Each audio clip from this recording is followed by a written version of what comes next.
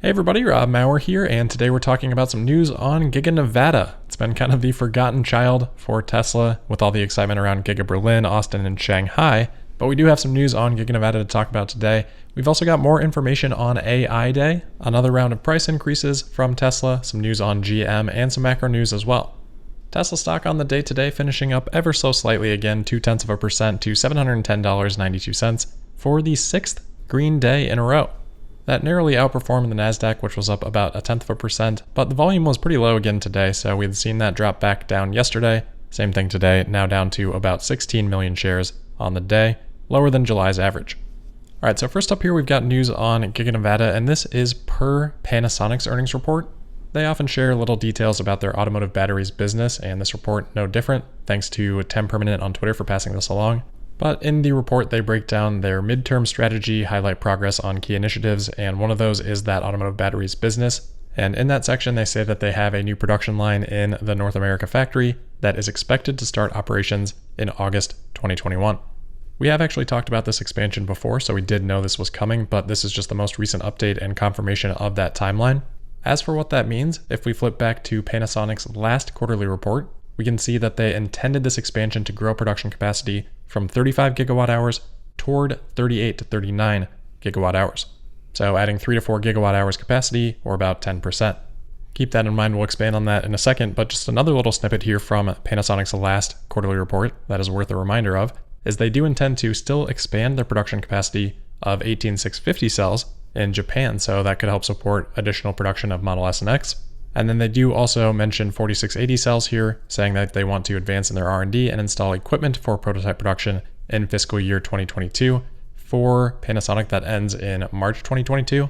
So they're already in fiscal year 22 right now. So we have talked about that, but worth a reminder since we're looking at it. Anyway, on that production capacity for North America for Giga Nevada, that additional 3 to 4 gigawatt hours of capacity would be enough for about 40 to 50,000 long-range packs, more for standard range packs. That's on an annual basis, so on a quarterly basis, you're probably talking about packs for an additional 10 to 15,000 more vehicles. May not sound like a ton, but my guess is that if Tesla can utilize those additional packs, put them into cars, that probably adds another $200 million or so in operating income each quarter. We're just at that really fun part in Tesla's business where they've started to cover those operating costs, so any incremental sales pretty much just flow right through the income statement, and I don't think the impact of that has been fully appreciated yet. I think we just saw a glimpse of that in Q2. Anyway, good to see that it sounds like that expansion is on track for Panasonic. The other note that they included in here on their automotive batteries business is that they did complete the launch of new cells with higher capacity at the end of fiscal year 2021, which again, for Panasonic, that would have been end of March. So we've also talked about that. I think that increased the energy density by somewhere around 5%, if I remember correctly, but good to have that confirmation from Panasonic as well. All right, next up here, we're going to talk a little bit more about AI Day. Some of you may have seen the article that I posted on this last night, but thanks to a listener that had passed this along, we learned that Tesla has now started to send out invitations for AI Day. So that graphic that we talked about yesterday that Dennis Hong shared out, no surprise that is on the AI Day invite, but what's really interesting is the text here that Tesla shares about the event in the RSVP section.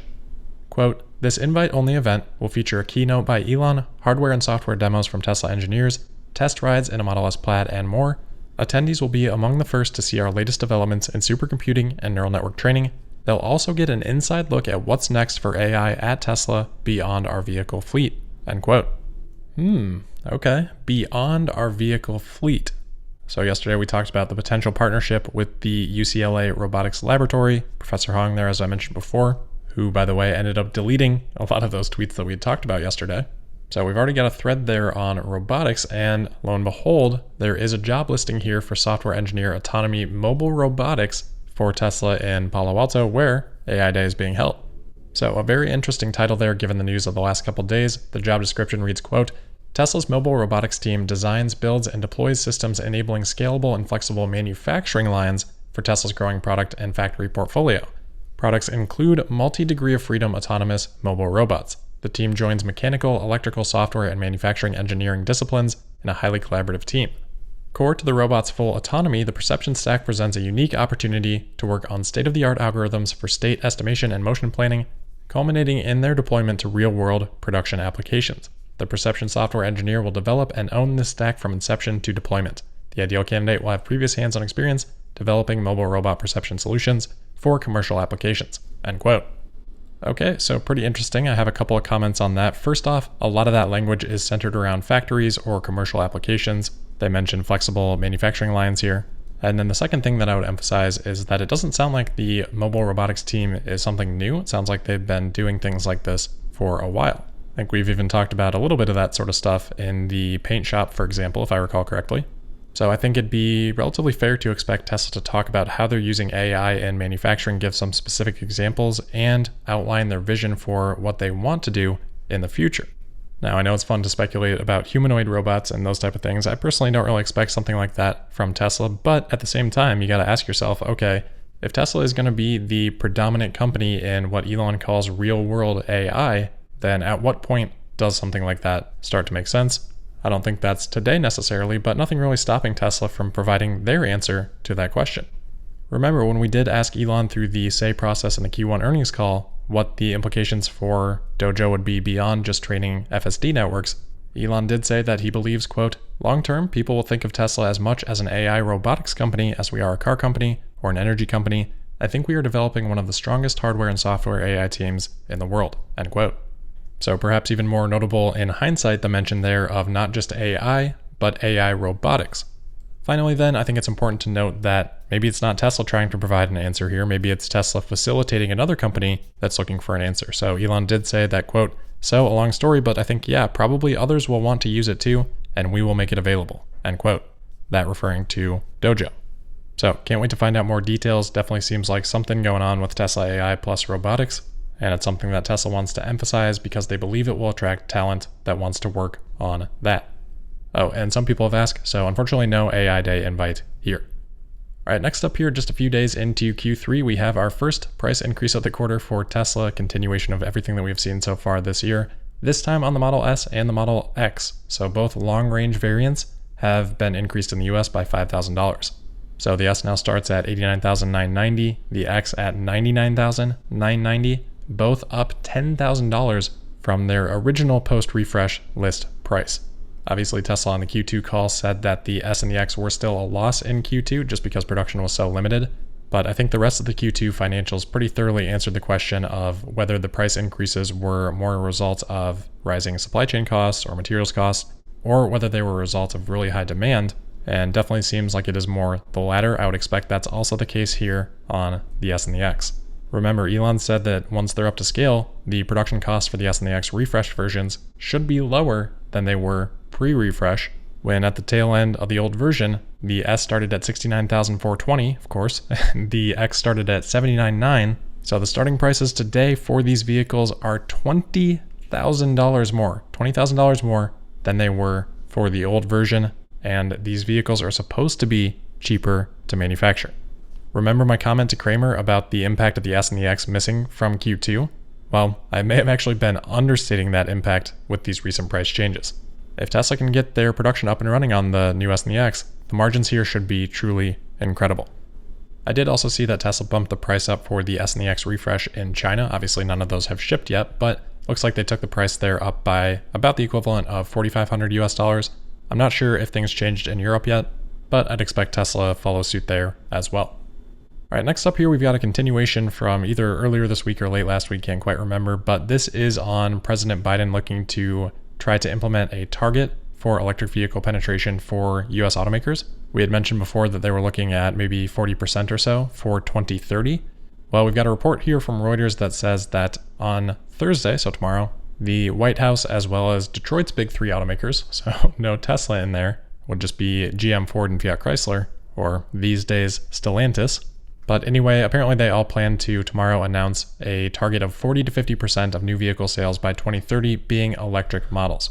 Now, anytime we hear anything like this, we gotta be on the lookout for what that really means. And as I said, I was hoping that that wouldn't include hybrids, but here in the Reuters report, it says, quote, automakers' target includes full battery electric, plug-in electric hybrid vehicles, which also have gasoline engines, and hydrogen fuel cell models, sources said, end quote. Well, might as well just not say anything at that point because that is just a complete cop-out if that is the case. That's like a half measure of a half measure, so call it a quarter measure, and even that's probably too generous. I should probably give it the benefit of the doubt, wait until tomorrow and see if that is confirmed, but That wouldn't surprise me if that's the case, and I fully expect them to try to make that as cloudy and as difficult to understand as possible. They'll talk about 40 or 50% electric vehicles, and then there will be a small little footnote that says, oh, by the way, an electric vehicle might still have this giant internal combustion engine in it. I don't know. Maybe, maybe not. We'll call it an electric vehicle. Check the box and move on. Seems I have not done the best job of withholding judgment, so we will move on as well.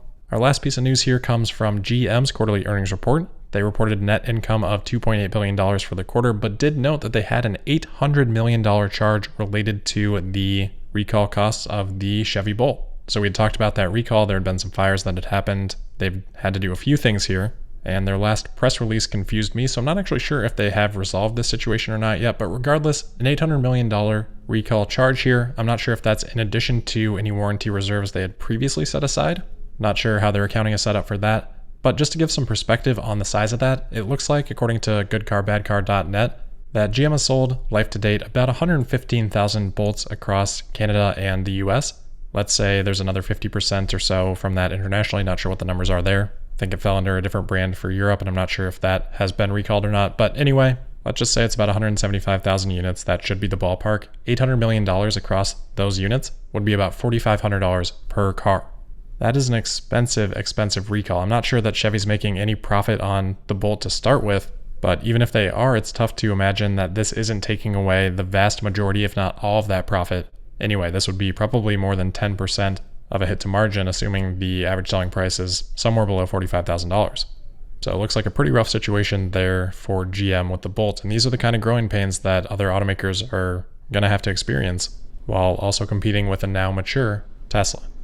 Quick final FYI here, Elon did do an interview with Tim Dodd, Everyday Astronaut, so that is on his channel. If you happen to not see that get posted somewhere, definitely recommend checking that out. And that'll do it for today. So as always, thank you for listening. Make sure you're subscribed and signed up for notifications. You can also find me on Twitter at Tesla Podcast, and I'll see you tomorrow for the Thursday, August 5th episode of Tesla Daily. Thank you.